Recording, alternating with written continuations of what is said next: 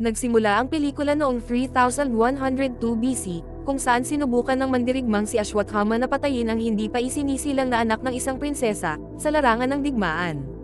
Si Lord Krishna ay namagitan, pinatigil siya at pinarusahan si Ashwatthama sa pamamagitan ng pag-alis ng isang banal na hiyas mula sa kanyang noo, sinumpa siyang mamuhay sa isang nabubulok na katawan. Matutubos lamang ni Ashwatthama ang kanyang sarili sa pamamagitan ng pagprotekta sa babaeng magdadala ng ikasampung pagkakatawan tao ni Vishnu. Noong 2898 AD, ang mundo ay isang kaparangan, at ang mga tao ay may sakit at walang tubig. Ang huling nakaligtas na lungsod, ang Kashi, ay pinamumunuan ni Justin, isang 200 taong gulang na lalaki na nakatira sa complex, isang lumulutang na megastructure na umuubos ng mga mapagkukunan ng planeta para sa mayayaman. Sa pagpasok ng mga tao sa lungsod, namangha sila sa kadakilaan nito. Dumating ang isang truck ng mga bilanggo at iniskan ng mga gwardya ang mga kababaihan para sa pagkamayabong. Nang sinubukan ng isang ama na protektahan ang kanyang anak na babae, pinabagsak siya ng isang gwardya. Nakatakas si Raya, ngunit nahuli siya ni Rumi at dinala siya sa isang tagong lugar kung saan sila nagkita ni Locke. Nang maglaon, kinausap nila si Viren, na nag-aalala na ang kanilang mga aksyon ay maaaring makapukaw ng Shambhala. Nakilala nila ang isang buntis na babae na si Divya, ngunit ang isang pagsubok ay nagpapakita na ang kanyang anak ay hindi muling reinkarnasyon ni Vishnu. Biglang umatake ang mga raider, at sa kaguluhan, naputol ang batong ginamit sa pagsubok. Kinuha ni Raya ang isang piraso nito habang pinatay ni Rumi ang isang raider. Ngunit pareho silang nahuli ni Divya. Dinala sila sa complex, nang isang hayop ang umatake kay Rumi, ngunit pinigilan ito ni Commander Manas. Nagbanta siyang papatayin si Divya maliban kung ibunyag ni Rumi ang lokasyon ni Shambhala. Hinimok ni Divya si Rumi na huwag sumuko. Alam niyang mamamatay siya sa alinmang paraan, binaril siya ni Manas at sinugod siya ni Rumi, ngunit huli na ang lahat. Ipinahayag ni Yaskan ang kanyang sarili na nag-iisang Diyos. Nang magsalita si Rumi tungkol sa galit ng Diyos, binaril din siya ni Manas. Nag-aalok si Yaskan ng reward para sa paghuli sa mga rebelde, habang nanonood si Miriam sa isang hologram. Hinabol ng mga raiders ang natitirang mga rebelde, at na-corner si Locke hanggang sa dumating si Bhairava at ang AI car na si Buji. Si Bhairava ay gumawa ng isang dramatikong pasukan, ngunit mabilis na nakatulog. Tinuya siya ng mga raider, tumugon siya ng musika, mga trick, at isang maliit na paputok na nakalito sa kanila ng mga hologram. Pagkatapos ay ipinakita ni Bhairava ang kanyang sarili, sinira ang suit ng isang raider, sinuntok ang isa pa sa isang gusali, at sinipa ang higit pa sa isang tulay. Tinapos niya ang laban gamit ang isang malakas na suntok, gamit ang mga raider para pigilan ang kanyang pagkahulog. Pagkatapos, hiningi ni Bhairava ang kanyang bayad, at napansin ang isang banal na simbolo sa sinturon ng pinuno ng grupo. Samantala, ang mga nahuli na kababaihan sa complex ay bahagi ng Project K, isang eksperimento upang palawigan ang buhay ni Yaskan gamit ang isang serum mula sa artificial na inseminated fetus. Isang katulong ang nagsusuri sa mga bilanggo, at isang babae ang umamin na sana ay hindi siya naging fertile para maiwasan ang ganitong kapalaran. Pinangangasiwaan ni Manas ang proseso ng insemination, sa kabila ng babala ni Yuri na ang mga babae ay hindi mabubuhay ng matagal. Hindi pinapansin ang mga panganib, nagutos si Manas ng maagang pagkuha, na pinatay ang isa sa mga babae. Nang hiniling ni Yuri na malaman ang katotohanan tungkol sa Project K, tumanggi si Manas at dinala siya upang makilala ang hari. Nakilala nila ang tagapayo na si Bani, na pinamunuan sila sa mga silid ng hari. Si Yaskan ay konektado sa mga tubo, at isang robotic na braso ang nag-inject sa kanya ng serum. Bumagsak si Yaskan ngunit sa lalong madaling panahon ay lumutang muli, ipinahayag ni Yuri na ang serum ay may lason. Sinaksak siya ni Yuri, ngunit sinabi ni Yaskan kay Yuri na hindi nasaktan, na hindi siya tinatamaan ng kamatayan. Nang aminin ni Yuri na sinusubukan siyang patayin para sa higit na kabutihan, pinainom siya ni Yaskan ng sarili niyang mga luha, at agad siyang namatay. Pagkatapos ay inutusan ni Yaskan sina Bani at Manas na maghanap ng isang babae na maaaring magdala ng formula sa loob ng 150 araw. Sa women's quarter, si Sumati ay nanginginig matapos masaksihan ang naunang pagkamatay. Sinuri niya ang kanyang tiyan, na nagpapakita na siya ay buntis ng higit sa 150 araw, ngunit itinago ito. Ang isa pang babae, si Lil, ay nagbanta na sasabihin sa mga siyentipiko dahil hindi pa ito nangyari noon. Ilang 80 ang kumumbansi sa kanya na maghintay, alam niyang papatayin ang sanggol. Iginiit ni Lil na isa lamang itong lab experiment, hindi totoong baby. Ginugugol ni Bhairava ang kanyang gantimpala sa isang pambihirang itlog. Inaanyayahan siya ni Luke na sumali sa koponan, ngunit tumanggi si Bairava, sinabing ang digmaan ay walang dulot na mabuti sa tao. Ibinahagi niya ang kanyang kwento ng pagiging ulila sa digmaan na pinalaki ng isang sundalo, na kalaunan ay sinubukan siyang ibenta sa complex. Ipinagkanulo ni Bairava ang sundalo, ipinagbili siya sa mga gwardya. Habang nakikinig si Luke, isang alarma ang hudyat ng break-in, at naghanda silang umalis. Sa bahay, nakita ni Bairava ang mga lalaking naghahanap ng kanyang mga gamit, na humihingi ng bayad para sa kanyang mga utang. Dumating si Leon, na nagpapaalala sa kanya na may utang siyang 20,000 units, o nanganganib na mawala ang kanyang sasakyan. Biglang sumulpat si Roxy, pinatumba ang mga nanghihimasok at hinihingan din siya ng pera. Nag-away sila, kasama si Bairava na nanliligaw sa buong oras. Frustrated na umalis si Roxy, ngunit sumunod si Bairava, na isinumpa ang kanyang pag-ibig. Bagamat may pag-aalanlangan, pumayag si Roxy na tulungan siyang makapasok sa complex. Sa complex, ang mga siyentipiko ay nag-anunsyo ng isa pang pag-ikot ng mga pagsubok para sa mga kababaihan. Kinabukasan, inirehistro ni Roxy si Bairava bilang isang bisita. Sa loob, si Bairava ay humanga sa mayamang lugar, at sama-sama silang naggalugad, kumain ng sariwang prutas, nakasakay sa mga kabayo at nakikita ang karagatan. Pagkatapos mag-crash sa isang magarbong party, nasagi ni Bairava ang isang estatwa na nag-alerto sa mga gwardya, na pinalayas siya. Samantala, tinawag si Bunny sa disyerto, kung saan natuklasan ang isang maalamat na pana. Bumalik sa complex, napansin ng isang gwardya ang pagbubuntis ng 80s na iniulat ni Lil. Kasabay nito, si Raya ay hinahabol ng isang raider at isang robot. Siya ay tumakas sa disyerto, nahulog sa isang yungib, at itinapon sa isang haligi ng robot. Lumitaw ang matandang lalaki at hindi naapektuhan ng mga pag-atake ng robot at sinira ang mga ito, nawalan ng malay si Raya sa panahon ng engkwentro. Bumalik sa complex, ipinaalam ni Manez ang pagbubuntis ni Sam, at nagutos ng agarang extraction, na walang pag-aalala sa bata. Maya-maya, nagising si Raya at nakita niyang duguan ang matanda, pero parang wala siyang pakialam. Napagtanto niya na nagsasalita siya ng isang sinaunang wika at hiniling sa kanya na sumali sa mga rebelde. Tumanggi ito dahil isang tao lang daw ang ipinaglalaban niya. Sa complex, si Sam ay nakakabit sa extraction machine, ngunit ang power failure ay nag-trigger ng alarma. Samantala, sinubukan ni Bunny na kunin ang pana, ngunit napaatras siya ng malakas na enerhiya, at ang matandang lalaki sa kuweba ay nagkaroon ng malakas na pangitain. Ang malfunction ay ilinabas si Sam mula sa makina, na nagpadala sa kanya ng pag-slide patungo sa incinerator. Si Lil na isang undercover na rebelde, ay nagligtas sa kanya at sila ay tumakas sa mga lagusan. Nakita sila ng mga gwardya, at nilabanan sila ni Lil na nagbigay ng oras kay Sam para makatakas. Gayunpaman, si Sam ay nag-trigger ng isang bitag na nagpagana ng mga flamethrower. Sa kuweba, inilagay ng matanda ang kumikinang na bato ni Raya sa kanyang noo, na nagpakitang siya si Ashwathama. Si Sam, hawak ang kanyang tiyan, lumakad sa apoy nang hindi nasaktan. Sa bayan, tinamaan ng kidlat ang isang gusali, at sinalo ni Bairava ang mga nahuhulog na labi, na nagpapakita ng isang kumikinang na simbolo ng relihiyon. Ang mga gwardya na humahabol kay Sam ay nasunog ng apoy.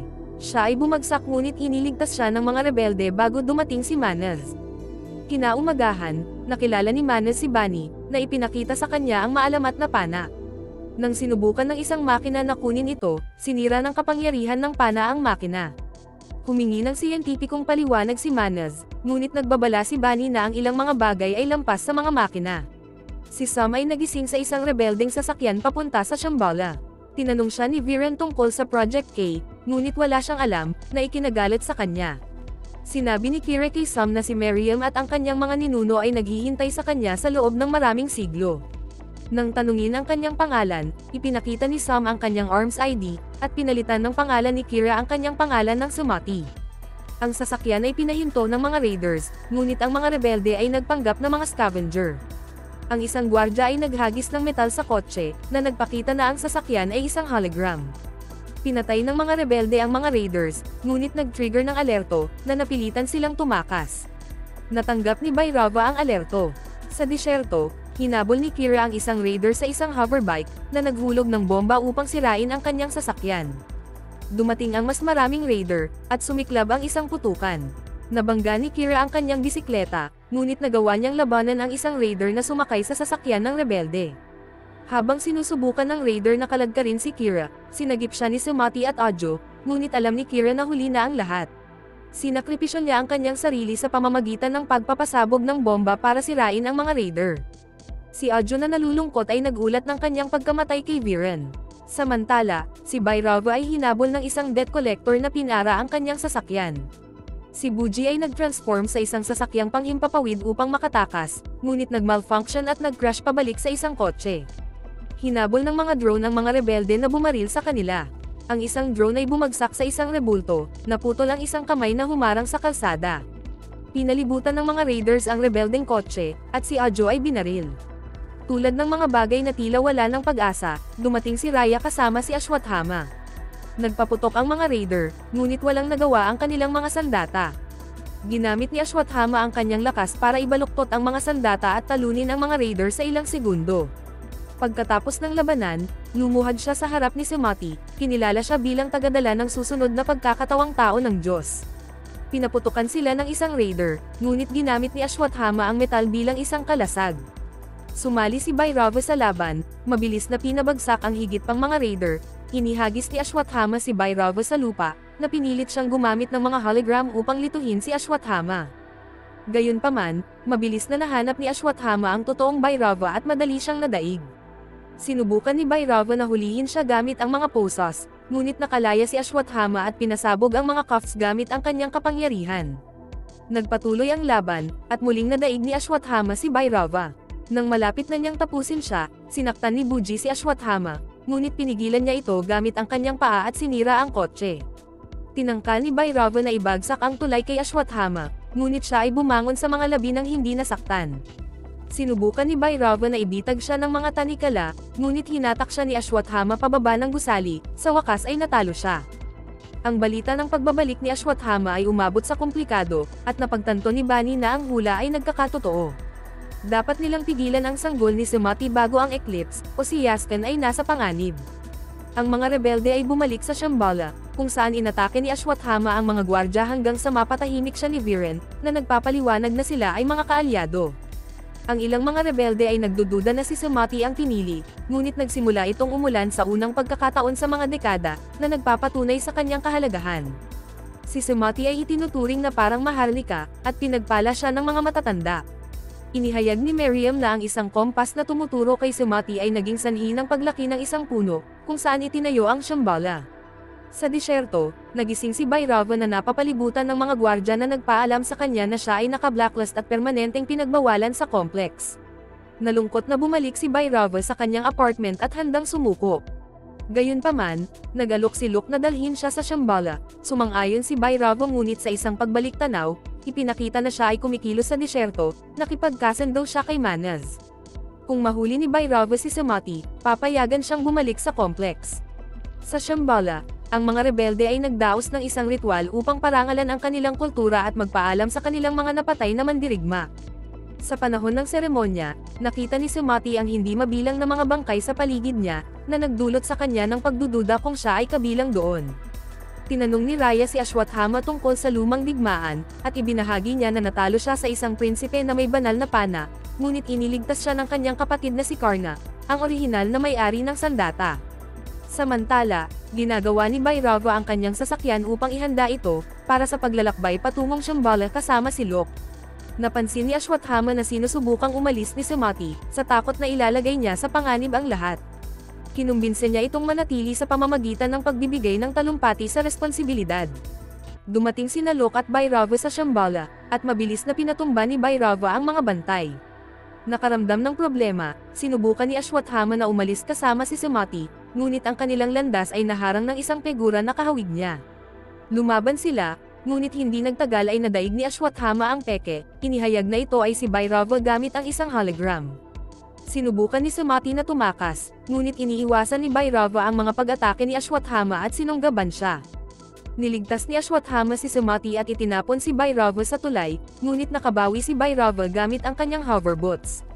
Hinampas siya ni Ashwathama at nabasag ang boots. Nagpaputok si Buji ngunit pinasabog siya ni Ashwathama, itinapon si Bhairava sa apoy. Nag-transform si Buji sa isang robot suit, na pinoprotektahan si Bhairava mula sa apoy. Nang dumating ang mga gwardya upang tumulong, sumalakay si Manas at ang kanyang sasakyang panghimpapawid.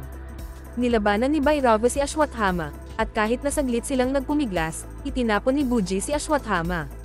Sinubukan ni Bhairava na tumakas, ngunit hinatak siya ni Ashwathama palabas ng tulay. Sinalakay ng mga sundalo ni Manas ang Shambhala, sinira ang force field gamit ang isang laser.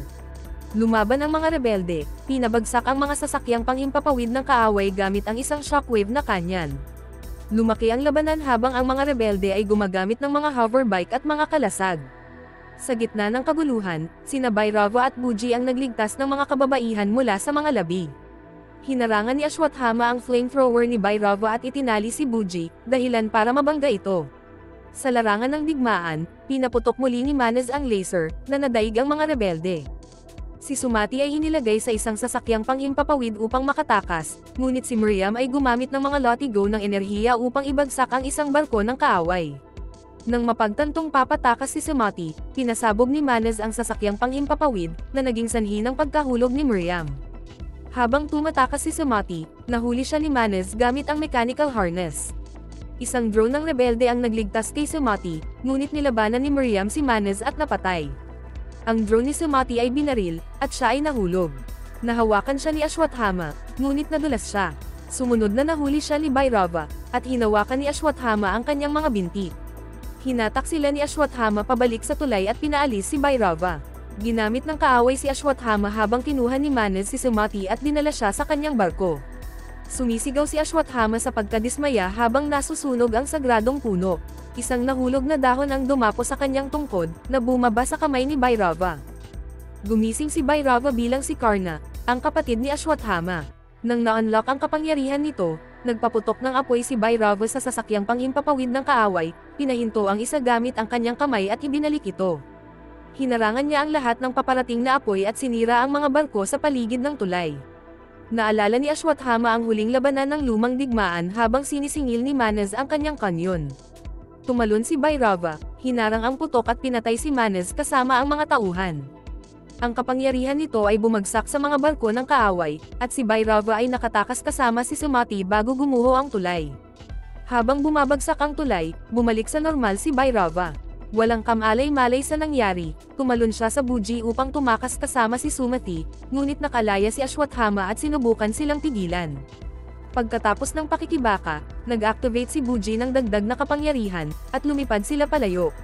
Sinasalamin ni Ashwathama ang araw na iniligtas siya ng kanyang kapatid na si Karna sa sinaunang digmaan, isang sandali na inihulan ni Lord Krishna. Nagtatapos ang pelikula sa complex, ibinigay ni Bani kay Yaskan ang tanging patak ng serum na nakuha nila mula kay Sumati. Ininject ito ni Yaskan, nakaramdam ng lakas ng kapangyarihan na nagpabata muli sa kanya, na nagpahintulot sa kanya na makuha ang maalamat na pana ng hindi nasaktan. Maraming salamat po sa inyong panonood at hanggang sa muli.